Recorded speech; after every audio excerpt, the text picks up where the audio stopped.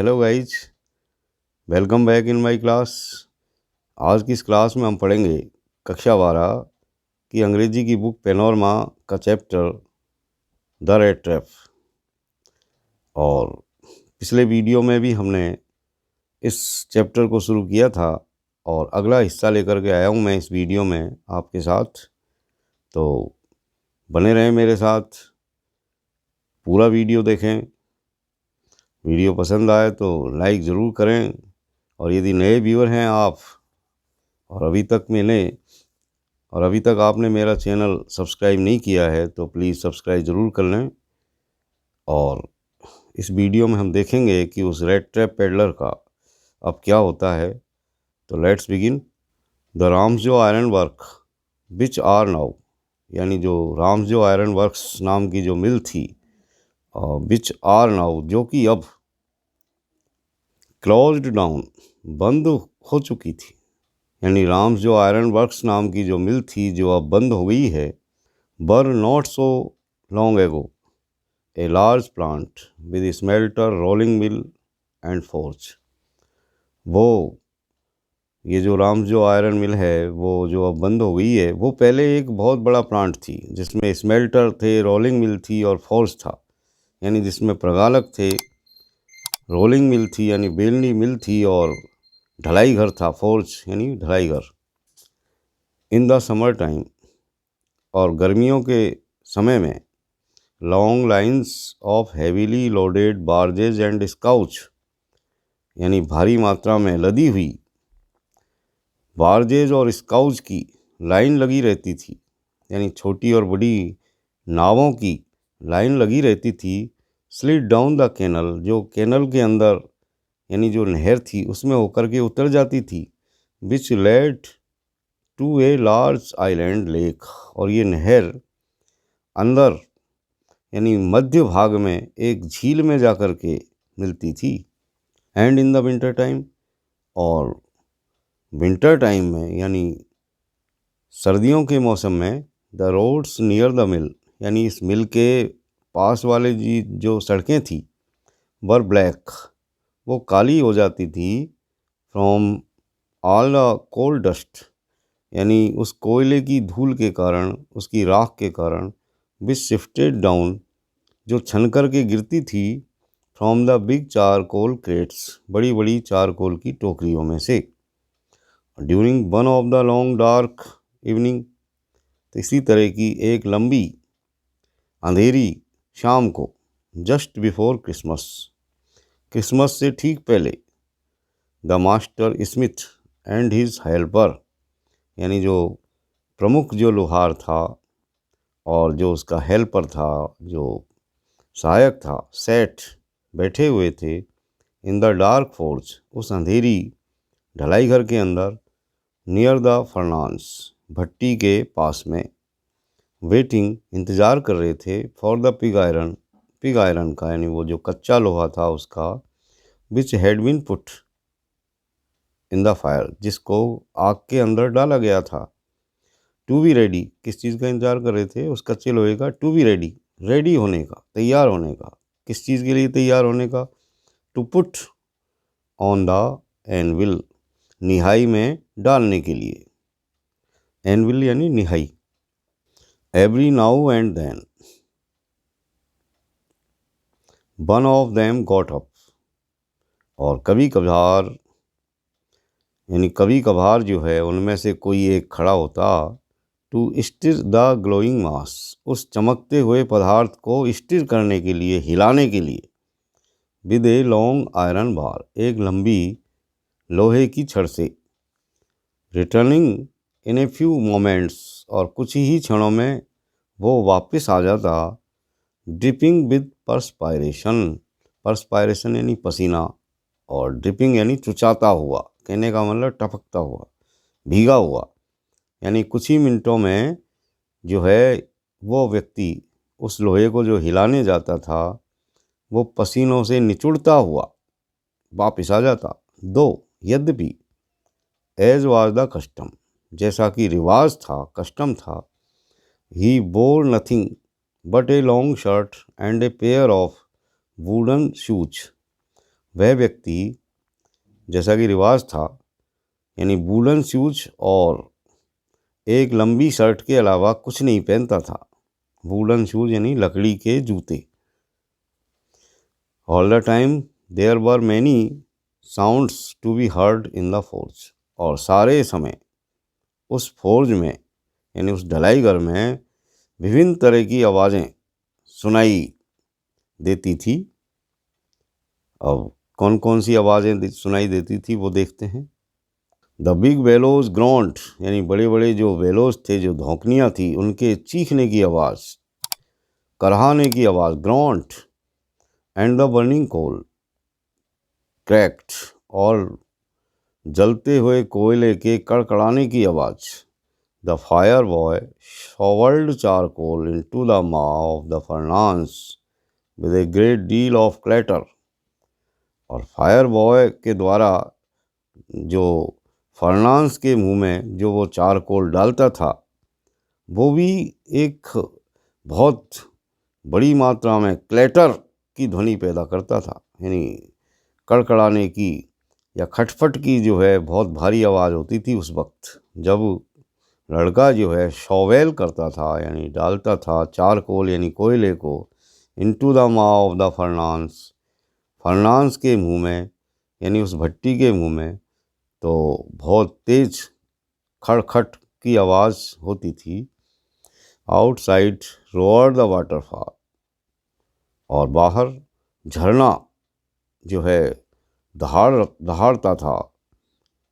And A sharp north wind whipped the rain, और बाहर तेज उत्तरी हवा कोड़े मार रही थी बरसात के। Against the brick tiled roof, ऊपर जो छत थी ईंटों की, उसके अगेंस्ट, यानी जो बरसात आ रही थी तेज़ हवा के साथ, तो बरसात जैसे टकराती तो उसकी भी आवाज़ जो है पैदा हो रही थी।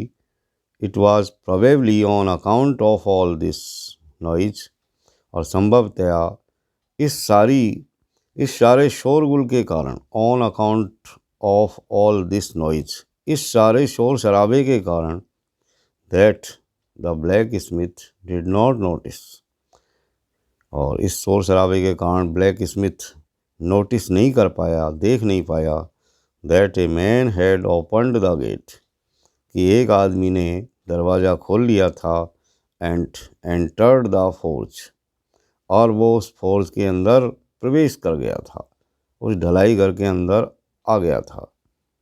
Until he stood close up, जब तक कि वह उसके नज़दीक आकर के खड़ा नहीं हो गया। किसके नज़दीक आके खड़ा नहीं हो गया? टू द फर्नांस, भट्टी के सामने। तब जाकर के पता चला कि भाई कोई व्यक्ति अंदर आ गया है। Surely it was nothing unusual for poor vagabonds without any better shelter, यानी जो पुअर वेगाबॉन्ड्स थे उनके लिए इसके लिए कोई बड़ी असामान्य बात नहीं थी, जो बिना शरण के, यानी जिनके पास मकान नहीं थे रहने के लिए, तो ऐसे जो लोग थे, और फॉर नाइट यानी रात में विश्राम करने के लिए जिनके पास मकान नहीं थे, तो ऐसे जो वेगाबॉन्ड थे, जो घुमक्कड़ लोग थे, उनके लिए इसमें कहीं निश्चित रूप से कहीं भी कोई अनयूजुअल बात नहीं थी, असामान्य बात नहीं थी कि ऐसे लोग अट्रैक्ट हो जाएं, आकर्षित हो जाएं टू द फॉल्स, ऐसी भट्टियों के लिए, ऐसे ढलाई घरों की तरफ, by the glow of the light which escaped through the सूटी पैन, यानी सूटी पैन यानी गंदे शीशे वाली खिड़कियाँ। सूटी पैन, पेन का मतलब शीशा होता है, यानी जो शीशे लगे रहते हैं दरवाज़ों पे, खिड़कियों पे, और वो धुएं के कारण सूटी हो जाते हैं, मतलब गंदे हो जाते हैं, धुंधले हो जाते हैं। तो ऐसे वेगाबॉन्ड जो होते हैं वो आकर्षित हो जाते हैं उन सूटी पेन में से छन कर के आ रही जो ग्लो होती है लाइट की, उसको देख करके। And to come into warm, और अपने आप को गर्म करने के लिए आ जाते हैं। themselves, अपने आप को, in front of the fire, आग के सामने. The blacksmiths glanced only casually and indifferently at the intruder. Black Smith ने उस इंट्रूडर की तरफ यानी उस घुसपैठिए की तरफ एक सरसरी और निरपेक्ष भाव की निगाह जो है उसके ऊपर डाली. इनडिफरेंटली, कैजुअली यानी सरसरी निगाह डाली, विशेष रूप से गौर से नहीं देखा उसको. He looked the way people of his type usually did. वह भी उन जैसे लोगों जैसा ही दिखाई पड़ा जैसे कि ये जो घुमक्कड़ लोग दिखाई देते थे. कैसे? जैसे विद ए लॉन्ग बियर्ड, लंबी दाढ़ी वाला, डर्टी गंदा, रैक्ड फटे हुए कपड़े पहनने वाला, and with a bunch of red traps, और एक चूहेदानियों का गुच्छा ऑन हिज चेस्ट, जो उसके चेस्ट पर लटक रहा था.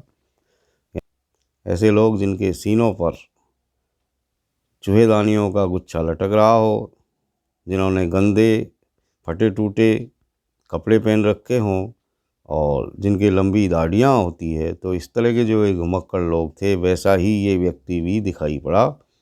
ही आस्क्ड परमिशन टू स्टे.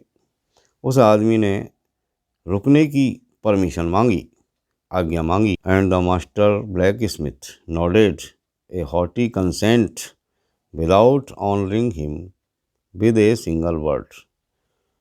और बिना एक शब्द बोले उस मास्टर ब्लैक स्मिथ ने बड़े गर्वपूर्ण स्वीकृति दे दी अपने सिर को हिला करके. The tramp did not say anything either. Tramp भी बिल्कुल एक शब्द भी नहीं बोला. He did not come there to talk. वो यहाँ बात करने नहीं आया था, but only to warm himself and sleep. वो तो अपने आप को गर्म करने के लिए और सोने के लिए आया था, इसलिए उसने भी इसको इसी तरह लिया, यानी उसके अंदर भी बात करने की कोई इच्छा नहीं थी. In those days the Ramsjo iron mill was owned by a very prominent iron master. और उन दिनों में ये जो रामजो मिल थी उसका मालिक जो था वो एक बहुत ही प्रसिद्ध आयरन मास्टर था. प्रोमिनेंट, प्रसिद्ध. whose greatest ambition was to ship out good iron to the market. और उसकी जो सबसे महान एम्बिशन थी, एम्बिशन यानी इच्छा, महत्वाकांक्षा, यानी उसकी जो सबसे महान जो महत्वाकांक्षा थी वो ये थी कि शिप आउट करे वो गुड आयरन को टू द मार्केट में. यानी उस व्यक्ति की ये महान इच्छा थी कि वो मार्केट में अच्छे किस्म का लोहा भेजे. He watched both night and day. यानी वो रात दिन जो है निगरानी करता था. टू सी, ये देखने के लिए that the work was done as well as possible, कि काम जहाँ तक संभव हो वहाँ तक अच्छा हो रहा था या नहीं हो रहा था. And at this very moment यानी ठीक उसी क्षण, ही केम इन टू द फोर्ज. वह आयरन मास्टर भी उसी वक्त जो है फोर्ज में आया था, उस ढलाई घर के अंदर आया था. On one of his 90 rounds of inspection. 90 rounds of inspection, रात्रिकालीन दौरे निरीक्षण के. तो वो इसी तरह ठीक इसी वक्त जो है अपने रात्रिकालीन निरीक्षण के दौरों पर वहाँ आया था, जैसा कि वो आया करता था. Naturally the first thing he saw was the tall ragamuffin who had eased his way so close to the furnace that steam rose from his wet rags. Naturally, the first thing he saw, स्वाभाविक रूप से the first thing यानी पहली वस्तु या पहली चीज़ ही saw जो उसने देखी वो ये थी, वाज द टॉल रैगामफिन, कि एक लंबा रैगामफिन यानी फटे हाल व्यक्ति, who had EEZ his way so close, जो बहुत नज़दीक आ गया था अपने आप को ईजे करने के लिए, आराम देने के लिए, टू द फर्नांस भट्टी के, that steam rose from his wet rags, और इतना नज़दीक आ गया था कि उसके गीले कपड़ों से भट्टी की गर्मी के कारण भाप उड़ रही थी। वेट रैक्स यानी गीले चिथड़े या कपड़े, फटे टूटे कपड़े। स्टीम यानी भाप, रोज उठ रही थी। The iron master did not follow the example of the black Smiths, लेकिन आयरन मास्टर ने ब्लैक स्मिथ के एग्जाम्पल का अनुकरण नहीं किया। यानी उसने ब्लैक स्मिथ की तरह सरसरी निगाह नहीं डाली उस व्यक्ति के ऊपर। Who had hardly denied to look at the stranger, जिसने उस स्ट्रेंजर के ऊपर मुश्किल से ही उसे गौर से देखा था। He walked close up to him, लेकिन आयरन मास्टर ने ऐसा नहीं किया। वो चल करके उस व्यक्ति के बिल्कुल नज़दीक पहुंचा। Close, looked him over very carefully, और बड़ी सावधानी से उस व्यक्ति को पूरी तरीके से देखा। And then tore off his slouch hat to get a better view of his face, और उसके फेस का और ज़्यादा अच्छी तरह से निरीक्षण करने के लिए उसने उसके स्लाउच हैट को, यानी उसके ढीले हैट को सरका दिया, टोर ऑफ कर दिया उसके मुंह के ऊपर से, जिससे कि वो चेहरे को और गौर से देख सके। बट ऑफ कोर्स, लेकिन वास्तव में, it is you Niels Olof, he said, और तब आयरन मास्टर ने शायद उसको कोई जानकार व्यक्ति समझा, इसलिए उससे कहा कि अरे नील्स ओलॉफ, ये तुम हो। हाउ यू डू लुक, तुम कैसे दिखाई देते हो भाई। The man with the red traps had never before seen there on master at Ramsjo, और वो जो रेड ट्रैप था, यानी जो वो रेड ट्रैप पेडलर था, यानी जो चूहे दानी बेचने वाला जो व्यक्ति था, उसने इस आयरन मास्टर को, इस राम्सजो मिल के मालिक को पहले कभी नहीं देखा था। And did not even know what his name was, और वह उसका नाम भी नहीं जानता था। But it occurred to him, लेकिन उसने मन में ये सोचा कि that if the fine gentleman thought he was an old acquaintance, acquaintance यानी परिचित, ओल्ड एक्वेंटेंस पुराना परिचित, तो उसने मन में ये सोचा कि यदि ये भला आदमी उसे उसका कोई पुराना परिचित समझ रहा था, तो he might perhaps throw him a couple of kronor, तो हो सकता है कि दया करके वो उसको कुछ जो है कपल ऑफ क्रॉनर दे दे, कुछ थोड़े से क्रॉनर दे सकता है, इस तरह उसने मन में सोचा। Therefore he did not want to undeceive him all at once, इसलिए वो तुरंत ही उसका भ्रम दूर नहीं करना चाहता था, उसको भ्रम में ही रखना चाहता था। Yes, God knows things have gone downhill with me, he said, और तब उस रेड ट्रैप पेडलर ने कहा कि हाँ, भगवान जानता है, हालत मेरी बहुत ख़राब हो गई है। यानी things have gone downhill with मी, यानी मेरे साथ चीज़ें बहुत ख़राब हुई है, यानी मेरी हालत ख़राब हो गई है, यानी मैं बहुत ही परेशान हो गया हूँ, इस तरह उसने कहा। You should not have resigned from the regiment, said the ironmaster, तब आयरन मास्टर ने उससे कहा, अरे तुमको रेजिमेंट से रिजाइन नहीं देना चाहिए था, यानी तुमको सेना से जो है इस्तीफ़ा नहीं देना चाहिए था। रिजाइन मतलब इस्तीफ़ा देना। दैट वाज द मिस्टेक, और ये एक गलती थी। इफ़ ओनली आई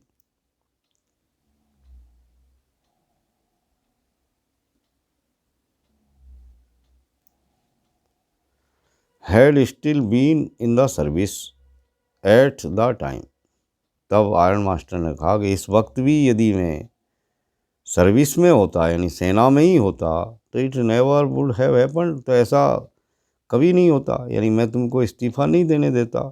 वेल, चलो कोई बात नहीं। नाउ ऑफ कोर्स, अब वास्तव में, you will come home with me, तुम मेरे साथ घर चलोगे। ये उसने फरमान जारी कर दिया आयरन मास्टर ने। आयरन मास्टर उसको कोई अपना पुराना सेना का मित्र समझ रहा था, परिचित।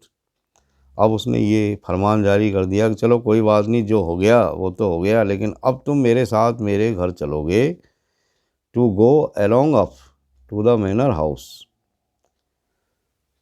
And be received by the owner like an old regimental comrade. अब तुम मेरे साथ मेरे घर चलो, मेरे मैनर हाउस में चलो, हवेली में चलो, और हवेली के मालिक के द्वारा स्वागत करवाओ एक पुराने सेना के सिपाही की तरह। इस तरह उस आयरन मास्टर ने कहा।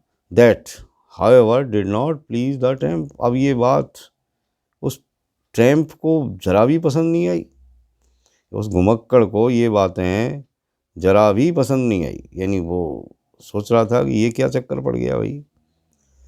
No I couldn't think of it, he said. तब उस रेड ट्रैप पेडलर ने कहा कि no I couldn't think of it, अरे मैं ऐसा नहीं सोच सकता, अरे मैं तुम्हारे घर नहीं चल सकता।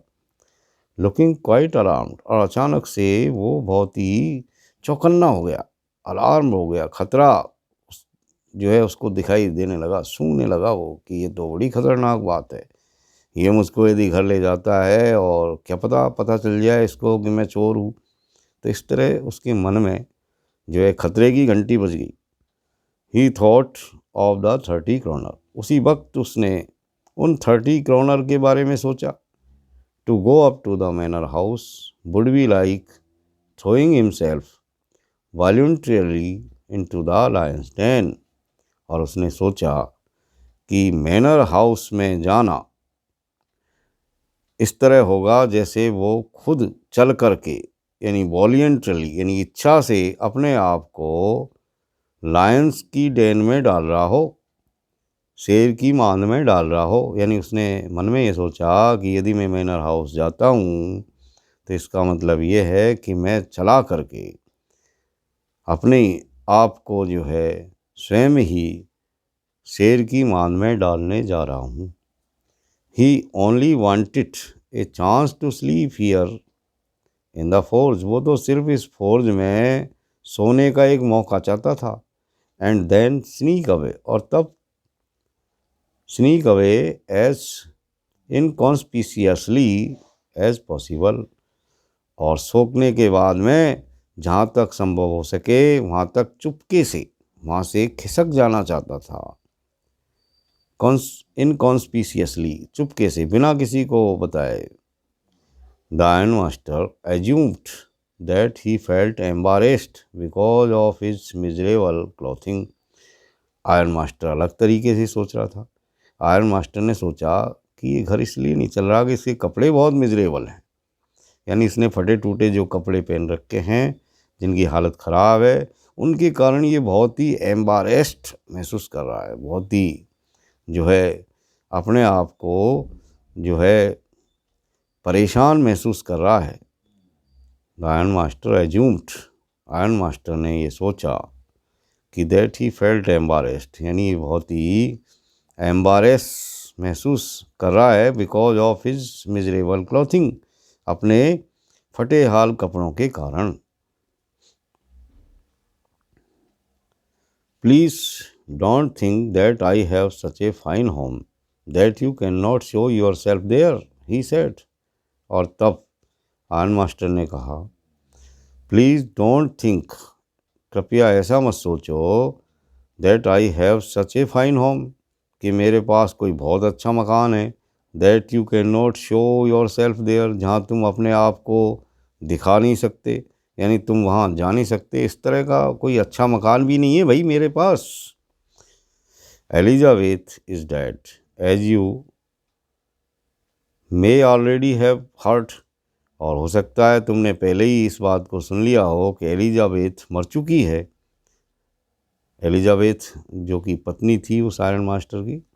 माई बॉयज़ आर एब्रॉड, और मेरे जो लड़के हैं वो सब विदेश में रहते हैं, एब्रॉड हैं।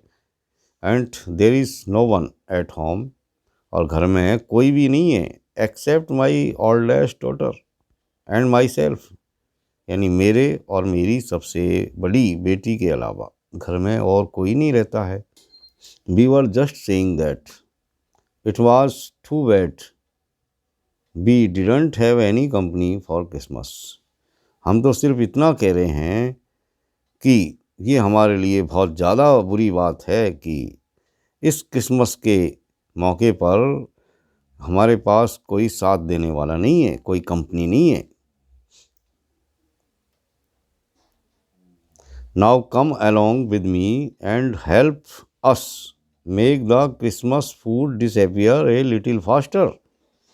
अब तुम मेरे साथ चलो और सहायता करो हमारी क्रिसमस के फूड को गायब करने में थोड़ा तेज़ी के साथ। यानी यहाँ पर तात्पर्य ये है कि तुम मेरे साथ चलो और क्रिसमस का जो फूड है उसको हमारे साथ खा करके उसकी मात्रा कम कर दो। But the stranger said no and no and again no, लेकिन उस स्ट्रेंजर ने, अजनबी ने बार बार नो कहा, नहीं नहीं कहा, कहता रहा कि भाई नहीं नहीं मैं नहीं चलूँगा। एंड द आयरन मास्टर सा that he must give in, और तब आयरन मास्टर ने सोचा कि अब उसे समर्पण कर देना चाहिए, गिव इन कर देना चाहिए, अब इससे ज़्यादा जोरी नहीं करनी चाहिए। It looks as though captain von Stenl prefer to stay with you tonight स्टेजर्न स्टॉर्म। ऐसा दिखाई पड़ता है जैसे कैप्टन वॉन स्टेनल आज की रात स्टेजर्न स्टॉर्म तुम्हारे साथ ही रुकना चाहते हैं।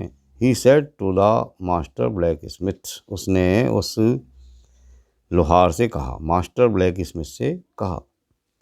And turned on his heal, और वो घूम करके यानी जाने के लिए घूम गया। टर्नेड ऑन हिज हील यानी घूम गया वहाँ से जाने के लिए। But he laughed to himself as he went away, लेकिन जैसे ही वो वहाँ से गया वो अपने आप पर हंसा, यानी स्वयं ही हंसा। And the blacksmith who knew him, और जो लोहार था जो उसे अच्छी तरीके से जानता था, अंडरस्टूड, वो ये समझ गया, वेरी वेल, बहुत अच्छी तरीके से, that he had not said his last word, ये कि उसने अभी अपने अंतिम पत्ते नहीं चले थे, यानी अपने अंतिम शब्द नहीं कहते। कहने का मतलब उसकी चाल अभी पूरी नहीं हुई थी, यानी वो उसके नेचर से भली भांति परिचित था कि जो आयरन मास्टर है वो कभी हार नहीं मानता। आज के लिए बस इतना ही। तो डियर स्टूडेंट्स, अब अगले वीडियो में हम ये देखेंगे कि आयरन मास्टर उस रेड ट्रैप पेडलर को अपने घर ले जाता है या नहीं ले जाता। यदि ले जाता है मान लीजिए, तो उसकी क्या हालत वहाँ होती है, क्या वो पहचान लिया जाता है, क्या उसको जेल में भेजा जाता है, यानी आगे और क्या क्या घटनाएं होंगी, उनको जानने के लिए बने रहें मेरे साथ और देखें इन चीज़ों को अगले वीडियो में, जो बहुत जल्द ही आपके सामने होगा। तो that's all for today, see you again in next video. Till then, keep watching my videos. Thank you very much.